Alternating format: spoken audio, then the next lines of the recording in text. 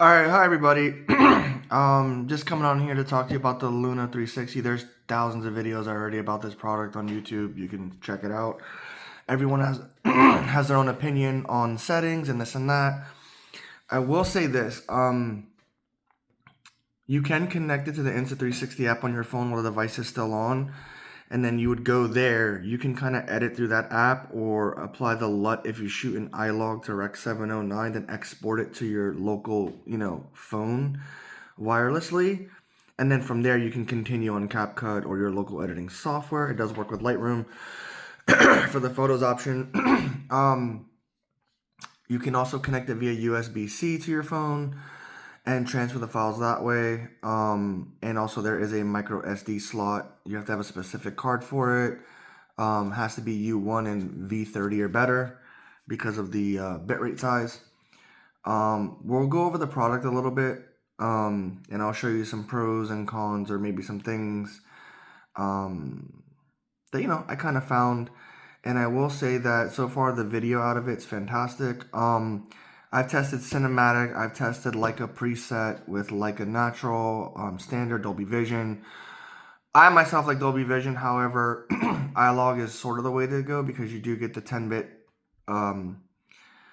color gamut on there to get all the details back. When you apply the LUT, and there's different LUTs you can apply. You can do it yourself, or you can color grade yourself. If you don't want to color grade at all whatsoever, you can shoot an iLog, go to the Insta360 app, go to albums, click on your video, and then what you would do is, this is the piece.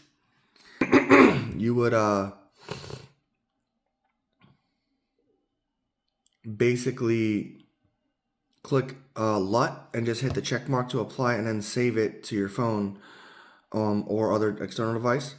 And then from there you can tweak it if you want, or just leave it like that, and you just use the standard LUT that's auto applied. This way it gives you the best RGB out the gate. If you don't even want to do none of that, I mean, honestly, the cinematic file's really good, Dolby Vision's really good. If you do shoot in standard, you're gonna have to drop the exposure by 0.07 or 0.3 depending on how sunny it is outside. You may even need an ND filter, again, depending on how sunny it is outside, so your sky's not overblown or your highlights aren't overblown. Just keep that in mind. If you don't care about any of that, you can just run and gun. Just know that your video is gonna look how it looks, which is not bad at all. Just those little minor tweaks really help. So here's a look at the product. Let me flip this. All right, so this is the Insta360 Luna with its little feet here. Now, this piece comes off. It has a little, you click the button and this comes off, so it's actually smaller. So let me go ahead and turn it off real quick. All right. So to turn this bad boy on, you just give it a little turn. Boom. And you're already in. If you already set your presets to what you want, you're good. I like shooting in 4K 24. I like that cinematic look. Let me go ahead and turn them off. Actually, no, we'll turn them on because I want to show you something. So if you double click this button here 3 times, click it 3 times. 1, 2, 3. Boom. Wally, what's up, buddy? So I think it looks like Wally. I mean, that's all I can tell. I mean, for me. Now, here's the thing with the case. It comes with this case, and as you can see, it tells you which filters you can store here. Now, putting it in the case, let me show you how to put it in the case. It's a little weird. So you fold up these 3 little feet. Let's see if I can do it. Give me a second. There you go. You fold up the feet. This piece actually comes off. So you actually don't need this while it's stored in the case, but you have to put it a certain way. So it has to sit this way with this little fat piece right there. And if it doesn't sit exactly like that, this thing doesn't close. So this is what it looks like with the extender on it. Now again, this you can plug in here and charge it. This is for data transfer and things like that.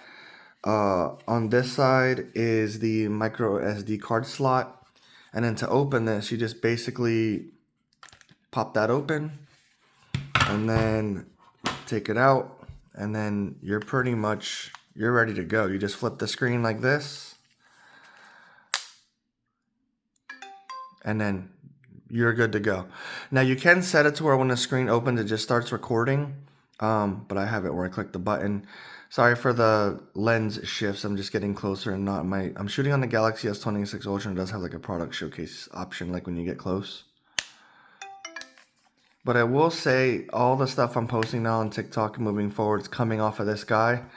Definitely, I mean, it's not cheap, but an investment. Now, when you compare this to the DJI Osmo Pocket 4, not as much dynamic range. I think that one has like 17 stops of dynamic range. They're pretty much equal in a lot of parts. Both have pros and cons. I do wish the feet on this guy was big like the Osmo Pocket. I'm sure the next iteration or they'll have a third-party option for it. Because honestly, if a wind blows by, that thing's going to tip over. It's not waterproof, so just be careful around water or rain.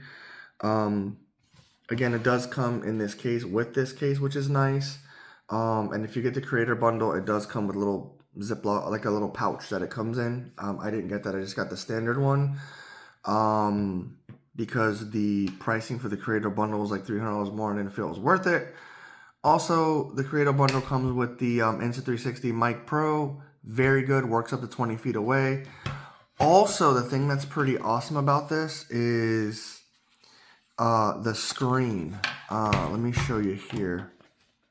This screen, if you click the buttons here, this screen detaches. The whole thing comes off. So where you can just set this up and you can walk away with the screen, and you can use this screen to manipulate the camera and do everything. So if you're solo filming, it's perfect. The DJI does not give you that. It's also like what it has going for it. And a lot of creators right now that are, highly profiled, like a lot of big creators, they like this thing. I mean, it's a game changer.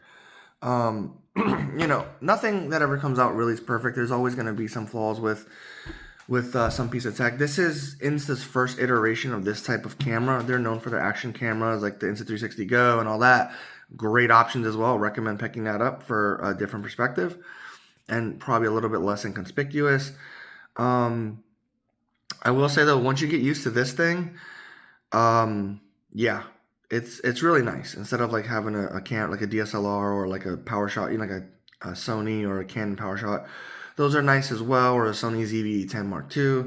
But again, this is just so much more compact, and you get the CMOS sensor, full 1-inch CMOS sensor, which gives you that great quality. Yeah, with that being said, I really like the product, and yeah, all the future content will probably come off that or my phone, which is the Galaxy S26 Ultra. And this, I can shoot an APV codec, log, and I have LUTs built in. It'll be like a mix of those, so you can kind of match them together.